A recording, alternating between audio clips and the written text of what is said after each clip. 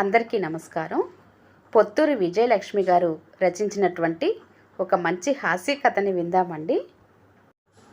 విమలమ్మ గారి ఆనందం వర్ణనాతీతం. 75 ఏండ్లు దాటాక ఎలా అయితేనే ఆవిడ చిరకాల వాంఛ నెరవేరబోతుంది. విమానం ఎక్కాలి. ఎప్పుడో చిన్నతనంలో ఆవిడ భర్త ఇంగ్లాండ్ వెళ్ళి వచ్చి విమాన ప్రయాణం గురించి నోరూరేలా చెప్పాడు. నన్ను విమానం ఎక్కించరు అంటే ఇంకా నయం. విమానం అంటే మాటలా? నేనైనా నాన్నగారికి ప్రాణం మీదికి వచ్చింది కాబట్టి విమానంలో వచ్చాను అన్నాడు. ఆవిడకి పిల్లలు లేరు. చిన్నతనంలోనే భార్యను పోగొట్టుకున్న అన్నగారి పిల్లలని తన పిల్లలుగా పెంచి పెద్ద చేసింది. భర్త పోయాక వాళ్ళ నీడనే ఉంది. మేనత్త అంటే పిల్లలందరికీ ఎంతో అభిమానం, గౌరవం. పువ్వుల్లో పెట్టి చూసుకుంటారు. ఆవిడకి ఏ లోటు రానివ్వరు. కానీ విమానం ఎక్కాలనే ఆవిడ కోరిక మాత్రం అలాగే మిగిలిపోయింది. గోదావరి పుష్కరాలప్పుడు తన దగ్గర దాచుకున్న చిల్లరంతా తీసి మేనల్లుడికి ఇచ్చి, ఒరే చిన్నిగా, మనం గోదావరి స్నానానికి విమానంలో వెళ్దాంరా అంది. అంతా పడి పడి నవ్వారు. అంతర్వేదికి విమానం ఉండదు అన్నారు. నేను వెర్రిబాగులు దాన్ని అనుకుంటున్నారా? మొన్న వార్తల్లో చూశాను. ఓ పెద్దయిన బొబ్బర్లంక విమానంలో వెళ్ళాడు. బొబ్బర్లంక వెళ్ళిన విమానం అంతర్వేది వెళ్ళదా ఏం? విచిత్రం కాకపోతే అంది. అబ్బా, అది విమానం కాదు, హెలికాప్టర్ అన్నారు పిల్లలు. ఏదైతేనే విమానం విమానమే. ఏనుగంత విమానం కావాలని అడిగానా? ఆ హెలికాప్టర్ చాలు నాకు అంది. అవన్నీ పెద్ద పెద్ద వాళ్లకు. హెలికాప్టర్లో వెళ్ళాలంటే విమానం కంటే ఎన్నో రెట్లు ఖర్చు అవుతుంది అని వివరంగా చెప్పారు. అది నిజమేలే, పెద్ద బస్సులో వెళ్ళే కంటే చిన్న కారు ఖరీదేగా మరి అంది కాస్త నిరాశగా. మేనల్లుళ్ళ తరం గడిచిపోయింది. పిల్లల తరం వచ్చింది. ఆవిడ సరదా చూసి విమానంలో తీసుకెళ్తామనుకున్నారు. కానీ టికెట్టు ఖరీదు 5,000 అనేసరికి ఆవిడ గుండె బాదుకుంది. ఇంకా నయం, 5,000? మా కాలంలో ఆ డబ్బుతో మా సీత పెళ్లి చేశాం. వద్దులే, మాయదారి విమానం ఎక్కకపోతే పోయాను. అలా మరికొంతకాలం గడిచింది. చెన్నైలో ఆవిడ పెద్ద మేనల్లుడి షష్ఠి పూర్తి. ఆవిడ మూడో మేనల్లుడి దగ్గర విశాఖపట్నంలో ఉంటుంది. మేనల్లుడి కొడుకు సిద్ధార్థకి ప్రైవేటు కంపెనీలో ఉద్యోగం.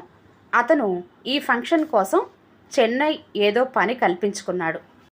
నాకెలాగూ వాళ్ళే ఇస్తారు. మా అమ్మని నా వెంట తీసుకొస్తాను. సీనియర్ సిటిజన్ కన్సెషన్ ఉంటుంది కదా అన్నాడు. అందరూ సంతోషంగా సరే అన్నారు. ఆవిడ చెవిన వేశారు. ఎన్ని వేలురా అంది. కాస్త అటు ఇటుగా రైలు టికెట్ అంతేలే అని చెప్పారు. మొత్తానికి విమలమ్మ గారి విమాన ప్రయాణం ఖాయమైంది. ఆవిడ ఆనందం అంతా ఇంత కాదు. ఆ మాట అందరితోనూ చెప్పాలి. అలా అని గొప్పలకు పోయినట్లు ఉండకూడదు. అందుకే నేను రేపటి నుంచి పురాణానికి రానమ్మా. మా సత్యం షష్ఠి పూర్తికి వెళ్తున్నాను. ప్రయాణం చెయ్యలేనేమో, రాన్లే అన్నాను. నా మనవడు విమానంలో వెళ్దాం అన్నాడు అని గుంబనంగా ఫ్రెండ్తో చెప్పింది. ఓసే అప్పి, విమానం వెళ్ళే వేల్టికి నువ్వు డాబా మీదకెక్కి నాకు చెయ్యి చూపు అని పని మనిషితో చెప్పింది. ఇదిగో సింహాచలం, పనెగ్గొట్టి బీడి తాగకు. రైల్లో వెళ్తుంది కదా, పెద్దమ్మ గారికేం తెలుస్తుంది అనుకుంటావేమో. విమానంలో వెళ్తున్నాను. పైనుంచి నాకంతా కనిపిస్తుంది అని తోటమాలికి చెప్పింది. మామూలు మల్లు పంచెలు బాగుండవేమో అని గోరంచు చీర తీసి పెట్టింది విమానం ప్రయాణానికి. ఇంట్లో మిగిలిన వాళ్ళంతా తెల్లవారుజామున రైల్లో బయలుదేరారు. నువ్వు ఇప్పుడు మాకు వీడ్కోలు చెప్తున్నావా? రాత్రికి మేము చేరేసరికి ఇంట్లో స్వాగతం చెప్తావు అన్నారు. ముసిముసి నవ్వులు నవ్వుకుంది. పిచ్చి సన్నాసులు, పాపం రైల్లో అంత దూరం వెళ్ళాలి అని జాలిపడింది. ఫ్లైటు మధ్యాహ్నం 1 గంటకి. 11 గంటలకి ఇంట్లో బయలుదేరాలి అన్నాడు మనవడు. ప్రయాణం పెట్టుకొని మీరేం పడుకుంటారు? ఈ పూటకి మా ఇంట్లో భోజనం చెయ్యండి అన్నారు పొరుగు వాళ్ళు.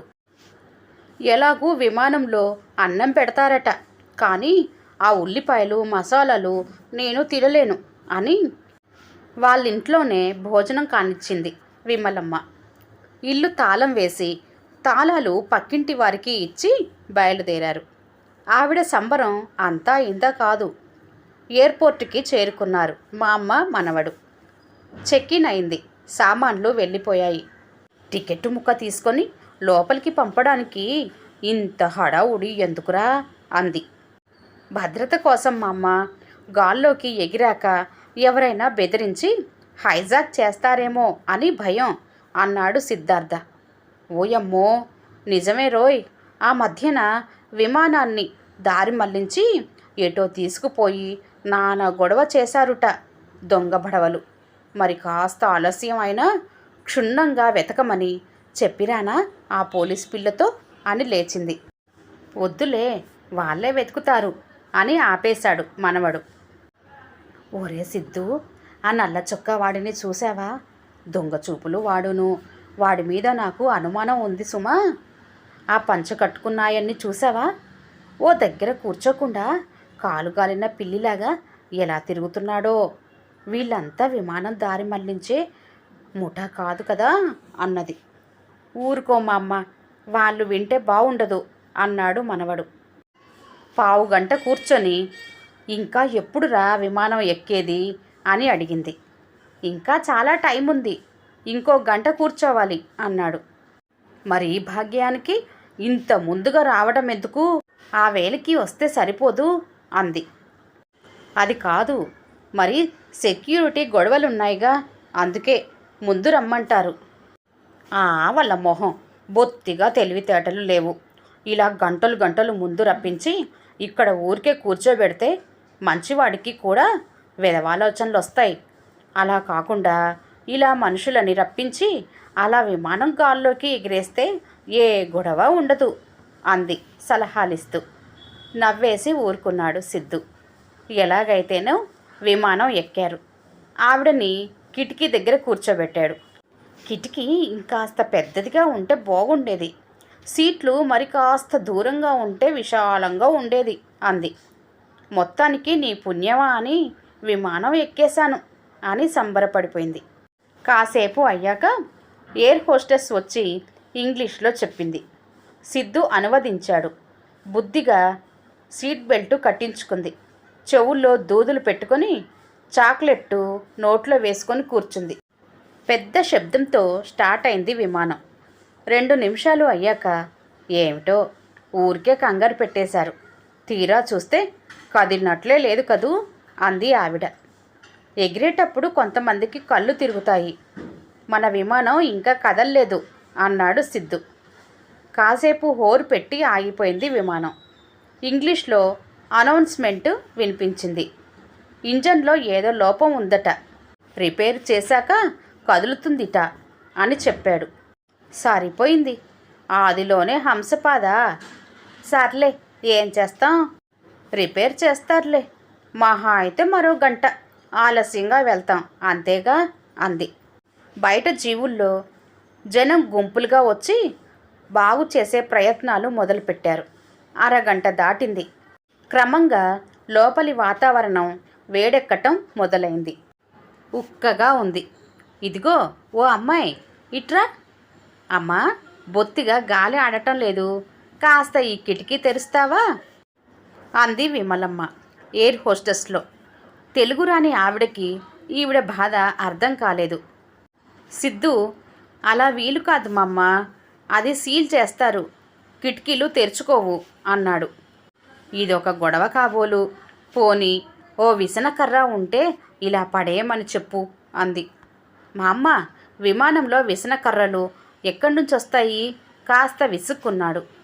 మరెలారా, ఇంకాసేపు ఉంటే ఆవిరి కుండలా ఉడికిపోయేలా ఉన్నాం. పోనీ దిగి బయట నిలబడదామా? గాలాడుతుంది. విమానం బయలుదేరేగానే ఎక్కేయొచ్చు. మరో మార్గం సూచించింది. ఎలా? మెట్టు తీసేసి వాటిని మూసేశారు కదా అన్నాడు సిద్ధు.